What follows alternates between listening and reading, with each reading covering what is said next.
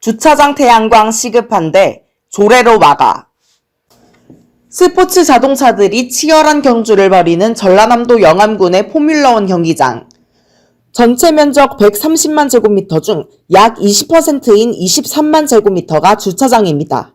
2021년 11월 8일 단비뉴스 취재팀이 찾아간 이 주차장은 1구역에서 7구역까지 축구장 30개 크기의 면적에 태양광 패널들이 웅장하게 도열하고 있었습니다. 3, 4m 높이로 우뚝 솟은 패널들은 빛을 많이 반사하지 않아 검은 빛을 띠었습니다. 패널은 비나 눈이 흘러내리도록 기울어져 있었습니다. 그 밑에 주차된 자동차에는 시원한 그늘이 드리워졌습니다. 영암F1 태양광 발전소는 설비 용량 13.3MW로 20MW 규모인 르노 삼성 자동차 부산 공장에 이어 국내에서 두 번째로 큰 주차장 태양광 발전소입니다. 공기업인 한국서부발전이 2012년 515억 원을 들여 지었습니다. 여기서 연간 4,000가구 이상이 사용할 수 있는 전력을 생산하고 약 97억 원의 수익을 냅니다. 영암F1 주차장 태양광으로 연 97억 원 수익. 안태석 영암 태양광 발전소장은 주차장 태양광의 장점으로 놀고 있는 땅 활용이 가능하다는 점을 꼽았습니다. 논밭, 임야에 설치한 태양광 발전시설에는 자연환경 훼손 논란이 있는데 주차장 부지를 이용하면 문제가 되지 않는다는 것입니다. 그는 또 주차시설을 이용하는 고객 관점에서도 지붕이 있는 게 훨씬 낫다고 지적했습니다. 비와 눈을 막아주고 더울 때는 그늘도 만들어주기 때문입니다. 안 소장은 일부에서 제기한 태양광 패널의 안정성 문제에 관해 지나친 걱정이라고 말했습니다. 태양광 패널에서 화재가 발생할 수 있다는 우려에 관해 그는 이렇게 밝혔습니다. 태양광 패널에 설치된 에너지 저장 장치가 전기 제품이라 열이 발생하면 화재가 날 수는 있지만 태양광 패널에 가연물이 없어서 큰 화재가 될 가능성은 별로 없습니다. 안 소장은 또 이렇게 덧붙였습니다. 태양광 패널이 설치된 상황에서는 더 이상의 어떤 화학 물질이 들어갈 필요가 없기 때문에 화력 발전소에 비해 더 친환경적입니다. 태양광 패널에서 중금속, 전자파 등의 유해 물질이 방출될 것이라는 우려도 사실과 다릅니다. 국내 3위 주차장 태양광 될 뻔했던 과천 서울대공원. 경기도 과천시 대공원 광장로 청계산 자락에는 놀이동산인 서울대공원이 있습니다. 이곳의 주소는 과천이지만 부지는 서울시 소유입니다.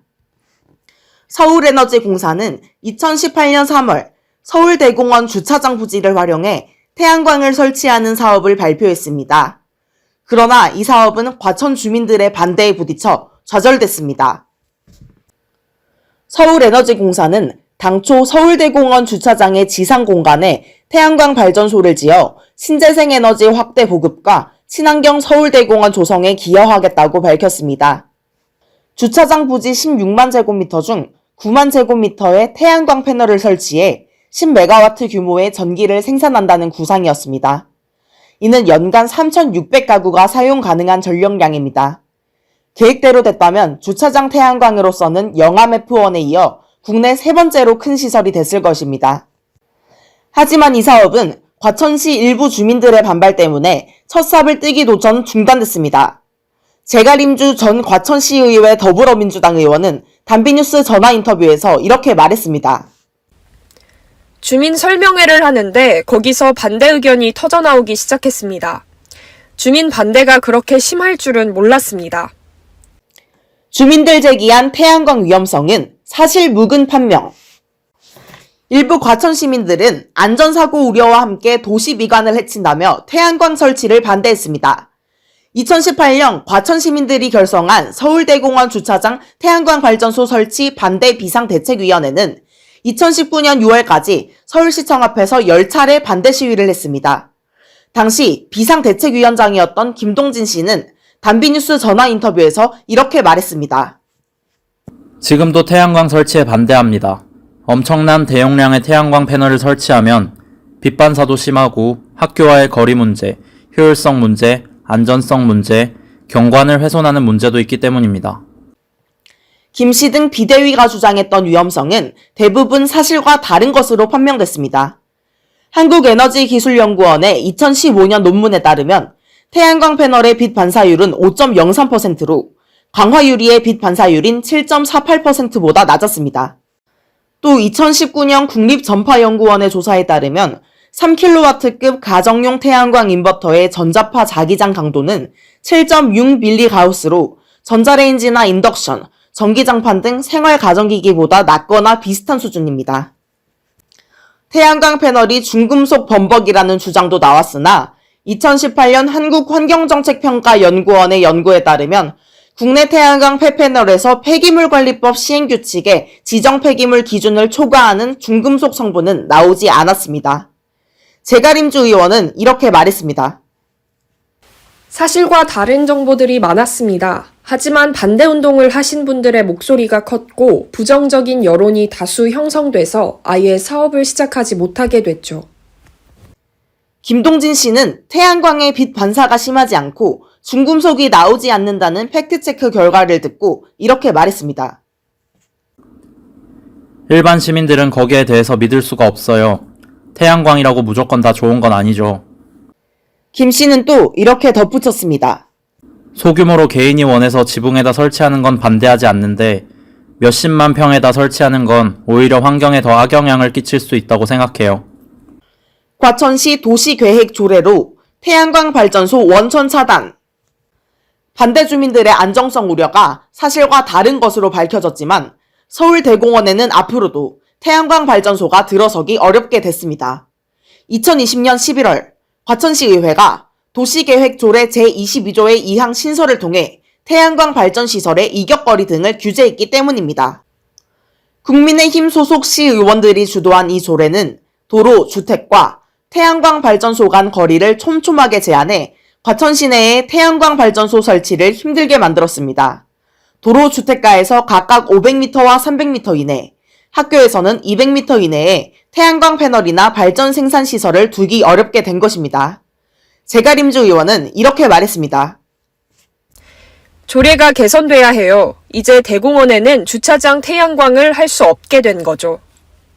조례를 발의한 국민의힘 박상진 의원은 2020년 10월 20일 열린 조례심사 특별위원회에서 이렇게 밝혔습니다. 주변 환경훼손을 방지하며 시설 인근 주민들의 불편을 최소화하고 화재 등의 안전사고를 예방하기 위해 조례안을 제안했습니다. 이에 관해 제갈 의원은 이렇게 말했습니다. 다른 시군 같은 경우에는 햇빛발전 협동조합을 시민들이 세워서 재생에너지를 생산하고 생산된 전력을 판매해서 수입을 올리는 사업도 진행하는데 과천에서는 그런 행위를 못하도록 봉쇄를 했습니다. 태양광 설치에 가장 직접적 장애물이 된 이격거리. 주차장 태양광을 설치하는데 가장 직접적인 장애물은 이격거리입니다.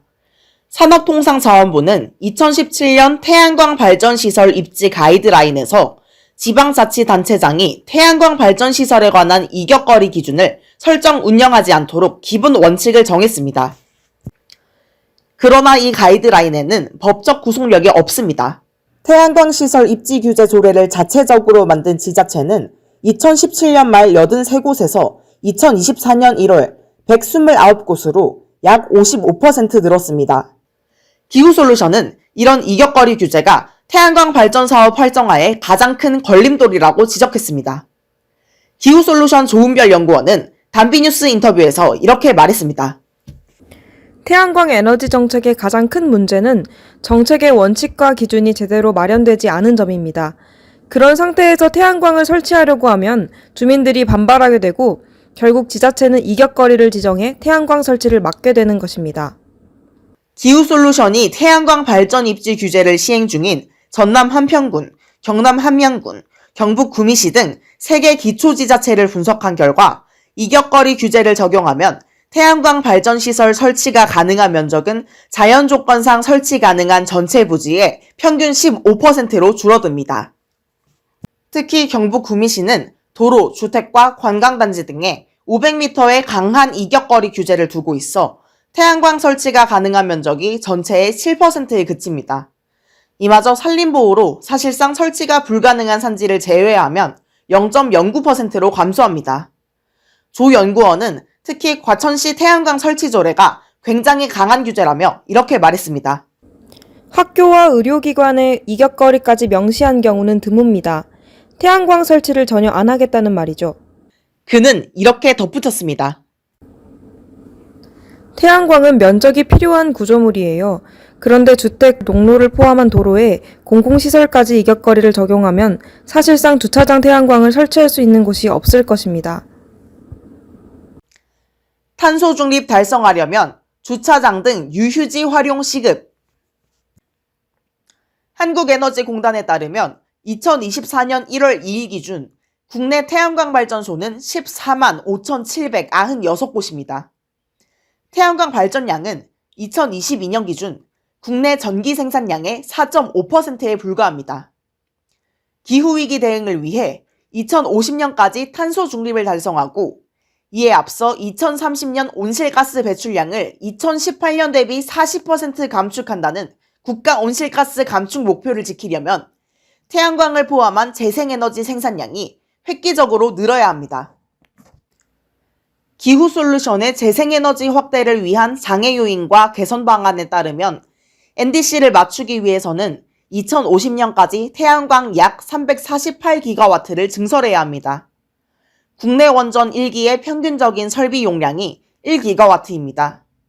한국에너지공단 신재생에너지센터에 따르면 2021년 4분기까지의 국내 태양광 보급 실적은 21.7기가와트로 추산돼 약 327기가와트 설비가 추가로 필요합니다.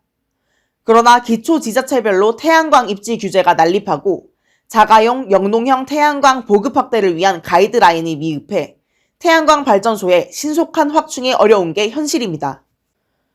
전문가들은 재생에너지 전환을 위해서 주차장 등 도심 유휴부지를 활용한 태양광 발전소 설치에 박차를 가해야 한다고 주장합니다. 서울대 환경대학원 윤순진 교수는 단비뉴스 이메일 인터뷰에서 이렇게 말했습니다. 되도록 더 많은 전력 소비가 이루어지는 도시의 유휴지를 먼저 활용하는 게 필요합니다. 태양광 주차장 설치는 강력히 필요하다는 입장입니다. 비영리 연구기관인 사단법인 넥스트의 김은성 이사도 단비뉴스 이메일 인터뷰에서 이렇게 말했습니다. 2050 탄소 중립 목표를 달성하기 위해 태양광을 포함한 재생에너지가 빠른 속도로 확대되어야 합니다. 주차장, 건물 옥상, 방음벽 등 도심의 유휴부지에 태양광을 설치하는 것은 태양광 설치 부지가 부족한 대도시에 좋은 대안이 될 수 있습니다. 그는 이렇게 덧붙였습니다. 특히 전기의 수요지 근처에서 전기를 공급할 수 있기 때문에 전력 계통에 무리를 주지 않고 전력 자급률을 높일 수 있어 주차장 태양광 등이 장려되어야 합니다.